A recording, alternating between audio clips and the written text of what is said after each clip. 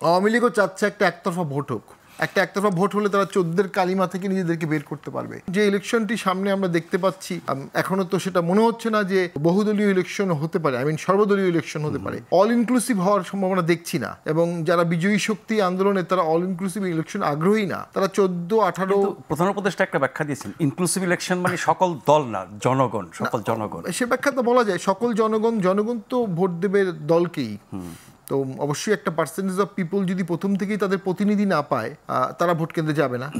যখন তারা ভোট কেন্দ্রে যাবে না, তখন যারা অপোজিট প্রতিদ্বন্দ্বী থাকবে তাদের সমর্থকরা ভাববে যে আমরা তো জিতেই গেছি, আমরা ভোট কেন্দ্রে যাবো কেন। যে কারণে আমাদের মেয়র তাপস সাহেব যখন ভোট করেছিলেন 5% থেকে 10% ভোট পেয়েছিলেন। 2 ঢাকার ভোট হয়েছিল আওয়ামী লীগের আমলে, 10% বেশি ভোট আসেনি, সিল টিল মেরেও। তাহলে আমরা যে ইলেকশনটি সামনে হচ্ছে, এটি লো কাস্টিংয়ের একটা ইলেকশন আমরা দেখতে পাচ্ছি। জেনে শুনে বুঝে আমরা সকলেই সেই লো কাস্টিং ইলেকশনের দিকে যাচ্ছি। তাতে কি সমস্যার সমাধান হবে? 14 তো রিপিট হয়ে যাবে, আজ হোক কাল হোক। আমার মনে হচ্ছে আওয়ামী লীগও চাচ্ছে একটা একতরফা ভোট হোক। একটা একতরফা ভোট হলে তারা 14 কালিমা থেকে নিজেদেরকে বের করতে পারবে। এই বিষয়গুলোতে তো আমার মনে হয় একটা দীর্ঘমেয়াদী 10 বছরের একটা পরিকল্পনা করা উচিত ছিল, 10 বছরের একটা রোডম্যাপ করা উচিত ছিল, 10 বছরের একটা বন্দোবস্ত করা উচিত ছিল। সেটা কেউ করলো না, এটাই আমাদের দুঃখ।